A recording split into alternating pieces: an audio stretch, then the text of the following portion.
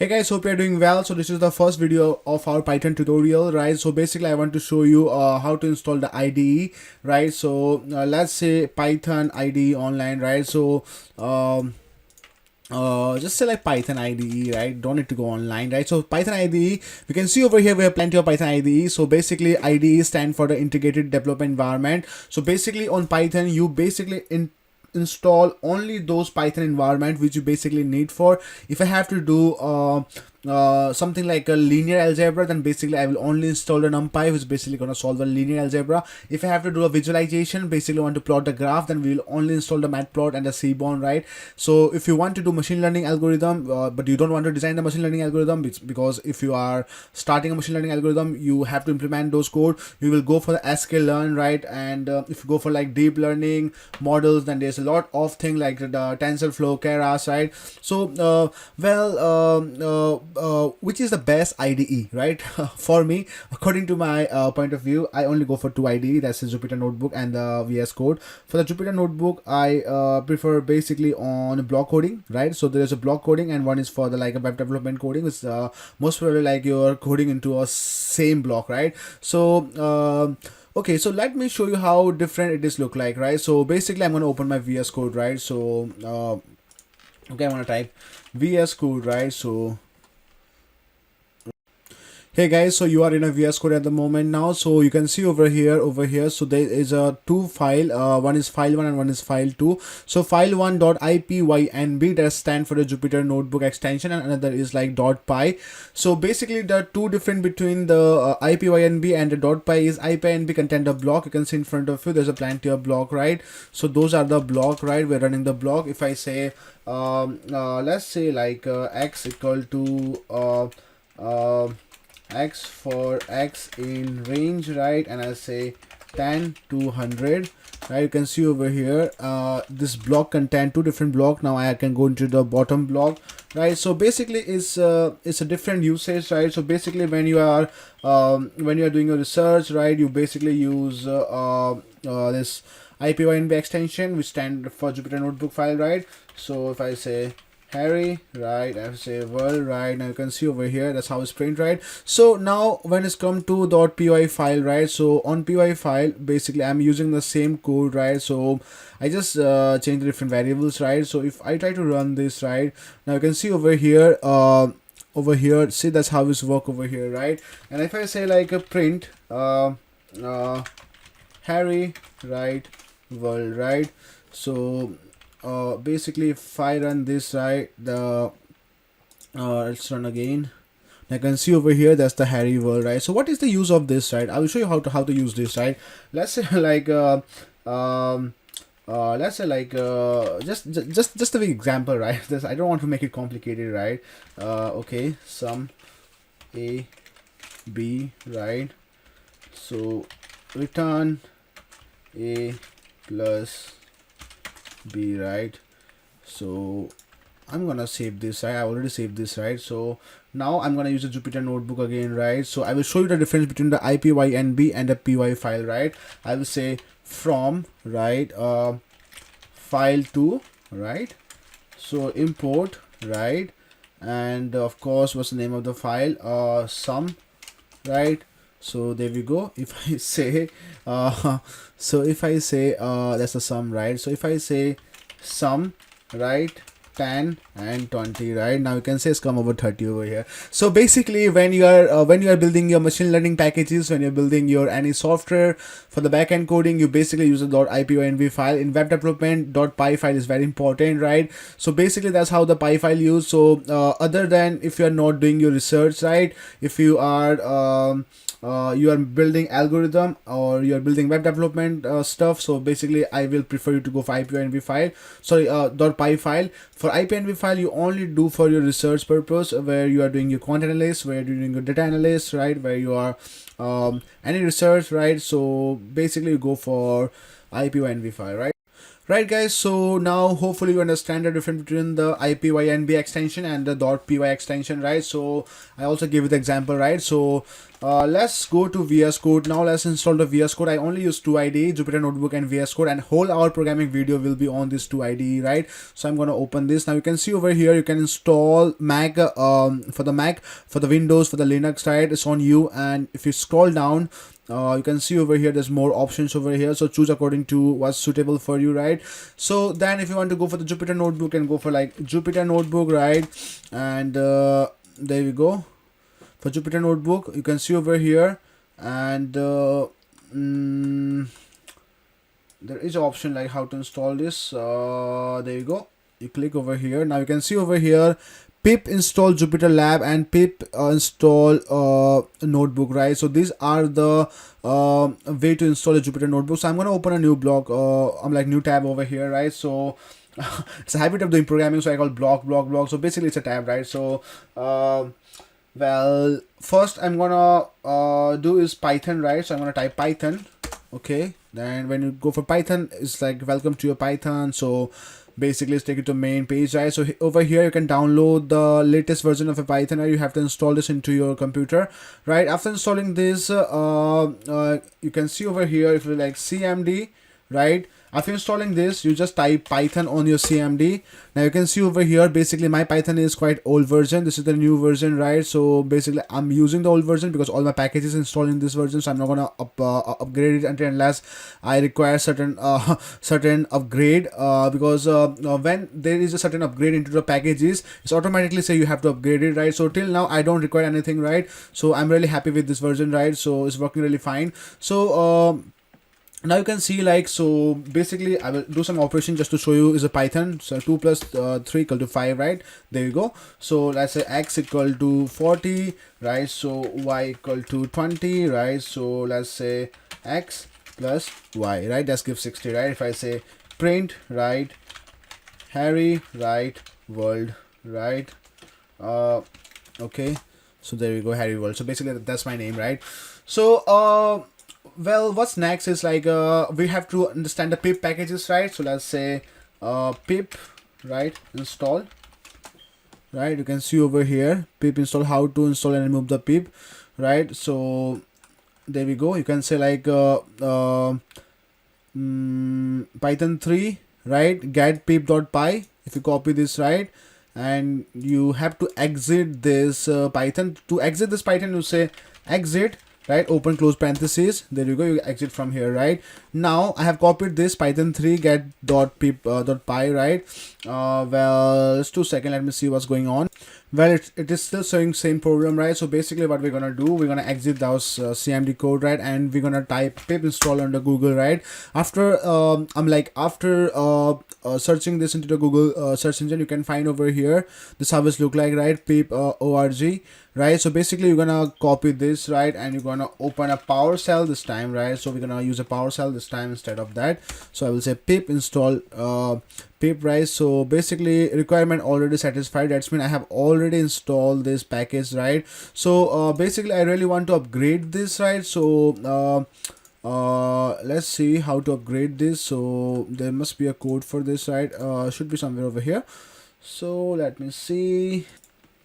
Right, so let's do one more research, right? So let's search over here, and I used to know a one website known as a data fish. There we go, data to fish, right? So okay, there we go, that's what I'm looking for, right? So I'm gonna copy this, right? I'm gonna open up PowerShell again, right? I'm gonna run this code. Now you can see over here, basically this is upgrading my pip package, right?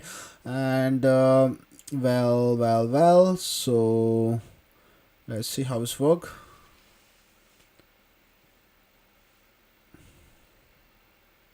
Okay, now you can see over here my pip package was 23.01 and now my pip package is 23.1.2, right? Hopefully guys, so far you have understand, right, what's going over here, right? So now you can see over here in our PowerShell, right? So basically I'm gonna type, right, Python, right? So now you can see I have 3.10.9, right? So I'm gonna exit this, right? And sorry, I have to use open close parentheses, right? So I can clear this. So next I'm gonna go to Jupyter Notebook again. So basically now you can see over here those are the Jupyter Notebook pip install packages, right? Now I will say like install Jupyter Notebook, right? So I'm gonna copy this, right? I'm gonna open the PowerShell. I'm gonna run this again over here. Now you can see over here is automatically start installing, right? There we go. And after this I'm gonna type Jupyter. So basically it's mentioned over here. So to run the Jupyter Notebook, right, so we have to type Jupyter Notebook. So basically I'm gonna copy this, but you can type over here, right? So there we go, Jupyter Notebook, right? You can type over here Jupyter Notebook, it will automatically opens up, right? And just 2 seconds, let's see what's happened. There we go, start opening, right? So now you're in a Jupyter Notebook, right? So basically I'm gonna use this new over here, then I will say Python, right? So basically you can see over here, you can also use the JavaScript afterward. If you build a foundation in Python, you can also learn JavaScript, because all the programming languages have the same foundations, right? So basically if you press the enter shift, it will automatically start running, right? Then what we do, let's say print, right? So print basically is our print command, and I will say hello, right? And I will say world. Basically that is the first programming print command ever written into all the languages, right? So now you can see over here I press the shift enter, okay, shift enter. So let's try again, print, right, Harry worlds, right? So Harry worlds and shift enter, okay, there we go. So if I say like x, for x in range I want to count from 1 to 10, right? So there we go, you can see over here it's automatically start counting now from x for I'm like from x which is basically 1, and for x which is 10, right? So basically that's a for loop. So we're gonna talk this about in future, right? So don't worry about this. So this is very famous for the block coding, Jupyter Notebook, and every researcher and scientist use the Jupyter Notebook for the block coding, right? So you can see over here that's the Python, that is your IPY kernel, right? So and you can see over here if you want to clear this, you go to kernel, right? You clear the output, right? You clear this, then you can shift enter, it will start running over again, right? So basically just to get a new block upside, you will select this block, right, and you will press A, right? If you want to mark this, right, you will select this and you will say M stand for the mark, right? If I say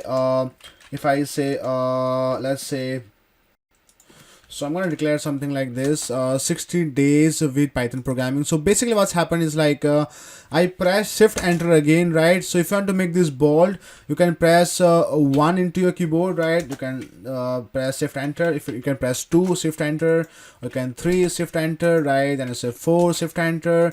So basically I go for 2 because it's a bold heading, right? So 60 days of Python, right? I will say 1 out of 6, right? This is the first video, right? So let's say like we know about the print command, right? And that's the one. Then if you want to view the number over here, you can say number over here 1. So basically what this one is like another. If I say if I press enter, you can see over here that the number start changing, right? So those are the cells number, so, right? So basically you can see over here these are the running cells, right? If you go for the view, and if you like toggle line number, right, you can see over that's been removed. If you press that again, right, it comes up. So basically shift and L, right, shift and L, okay? So I'm gonna clear this again, right? So if I clear this, it automatically clear everything, right? So well, if you want to know like how basically this thing work, right? So I will press shift enter. Now I'm gonna tell you about some cool stuff, right? How the block coding work, right? So x equal to, let's say 10, right? Just giving the example, right? So I'm gonna teach you everything on future, right? So don't worry about that, right? So if I say well, if I say x dot append, right, just in case, right, x was append 20, right? Now you see how the block coding work. So there you go, 10 and 20, which x only contain 10, now x contain 20 also, because using this append functions. So basically this block contain, and is this block says x equal to 10.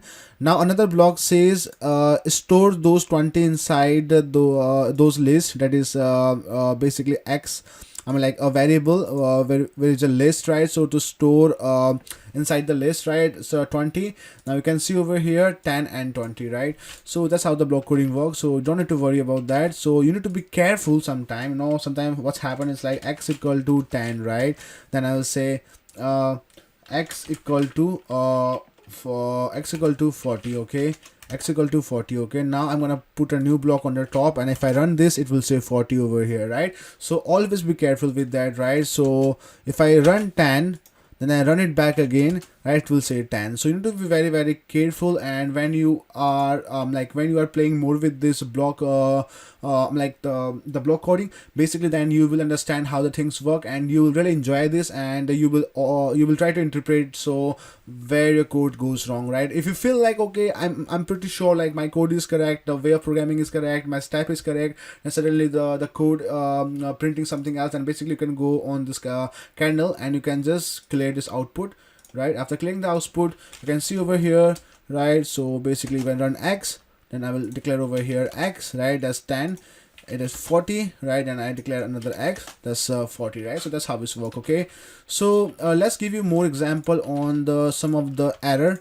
Basically this is the print function you have print command you have used on the top, right? So basically print and you have an open and close parentheses, right? And then you use a quote, then inside the quote you add your your string, right? So basically hello world. Similarly, if I say print, right, and I say like let's make it more vivid, more complex, you know, so you can understand more better, right? So let's say a word, right? Let's capitalize one small, right? So word, right, equal to Harry world, right? And I will say print word, okay? So now you can see it's saying Harry world. So basically we have stored those Harry world those are the string. We store those Harry world string inside the word, and we print with the help of print command. So this is our print command, open and close parentheses, and those are the variables, right? So basically these are the variables word, and we're storing the string defined by those open and close parentheses, right? So what is basically a string? String is like your alphabetic and character data type. So there's another videos after this, right, where you're gonna learn about the data type and data structure, right? So let's not worry about that. I'm just trying to show you how the print command work, right? So if you do something like this, right, if you didn't put the print on the correct form, right, if you put in a wrong way, right, to the print command, so basically it will show the indentation error. So you need to be careful with the indentation error. Indentation error is the one of the dangerous error, right? So if you have 1,000 line of code, if your indentation is wrong in all 1,000 line of code, so you are done made. So basically you have to code that all again, or you have to do debugging again and again, right? So let's not make that silly mistake, right? So basically I'm going to put that back into there, right? Another is the syntax error, right? So let's say word equal to hello, right?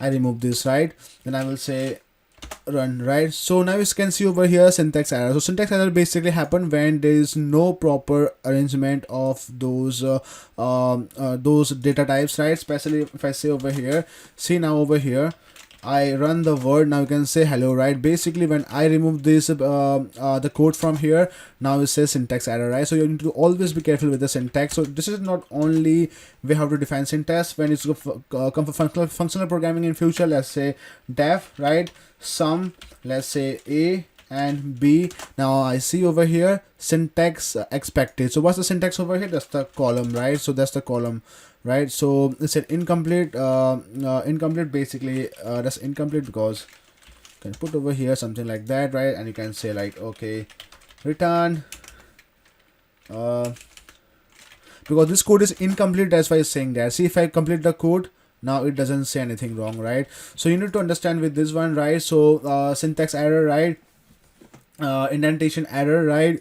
So where we can accept more syntax error, right? So basically if I say like print, right, I'm gonna say like, okay, let's say like hello, right, world. Let's try again, right, same thing, right, and I'm gonna remove this parenthesis from here, right.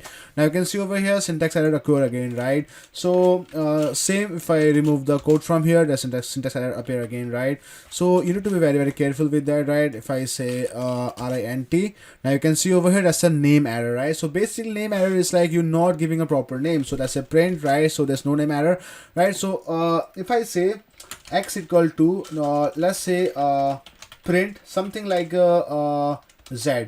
Okay, now you can see over here is saying name error because the name z is not defined, right. If I say like, okay, so z equal to 200, now we print that, so that's give us a 200, right. So there's a plenty of error, but the most important thing right now I would like to make sure that you guys understand how to program is like not to make any mistake, especially with the open and close parentheses to while you are using a print command. Of course the quote, you have to use the quote, right, and also while declaring any value inside the variable, that is z is a variable, right. If you remember the primary mathematics, that is a variables and 200 is our value. Basically it is an integer value, right. This integer is like a negative and positive number, right. There's no decimal number. So you can see over here, so print z, basically we are printing those z again, right. So similarly you have to understand there's a various type of error, right. So to encounter those error, to I'm like while debugging, basically most of the debugging is done to encounter this kind of error. This kind of error can be happen due to some kind of indentation mistake, you know, like some kind of like forgetting where to put code, forgetting where to put those parentheses. Sometime if I say like, okay, x equal to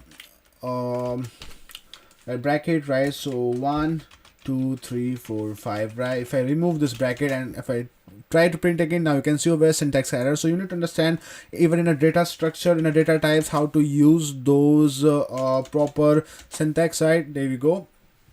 So guys, hopefully you enjoy this video, right. So next video will be more about programming and more about how to play with the data, right.